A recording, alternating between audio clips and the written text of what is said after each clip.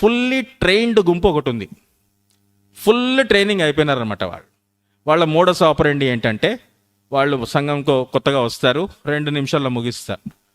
కొత్తగా వస్తారు, ఒకళ్ళని ఇంట్రడ్యూస్ చేస్తారు. వాళ్ళు వచ్చి మరి 2 గుంపులు చేస్తారు. అయ్యో అదేంటి మీరు ఇట్లా చేస్తున్నారు, ఇట్లా కాదు కదా, ఇట్లయితే బాగుంటుంది, మీకు మీ పేరు కూడా ఉండాలా, మీరు కూడా పరిచయం చేయాలా అనేసి కొత్త పేర్లు మీద లెటర్ తెచ్చుకుంటారు, లెటర్ ఇష్యూ చేస్తారు.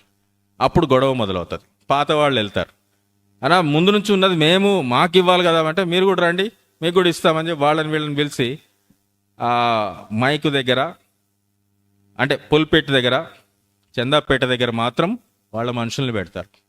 ఏ నెల ఎంత వస్తుందో దాన్ని ముందుగానే పసిగట్టి లేకపోతే తెలుసుకొని, కోర్టుకు డబ్బులు కావాలి, దానికి కావాలి, దీనికి కావాలి, ఖర్చులు ఉన్నాయి, వీడియోస్ ఫండ్ అది అని చెప్పేసి రకరకాలుగా వాళ్ళ దగ్గర నుంచి తీసుకుంటారు. ముఖ్యంగా వాళ్ళ అర్జన అదే, ప్రతి చోట అదే.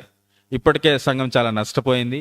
ఇక నష్టపోవడం మాకు కూడా ఇష్టం లేదు. కొన్ని సంవత్సరాలు ఒక తరం అంతా కూడా నశించిపోయింది. ఒక తరం అంతా కూడా ప్రభువుని సేవించకుండా, ఆ స్వచ్ఛమైనటువంటి వాక్యం వినకుండా అయిపోయింది. అందుకే దయచేసి ప్రార్థించండి.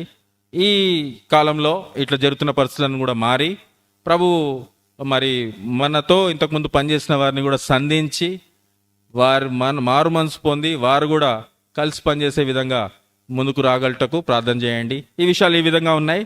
మరి మీరు కూడా సహకరించి ప్రార్థించి ఏకీభవించి ముందుకు వచ్చినట్లయితే సమాధానపూర్వకంగా పరిచర్య కొనసాగుతుంది.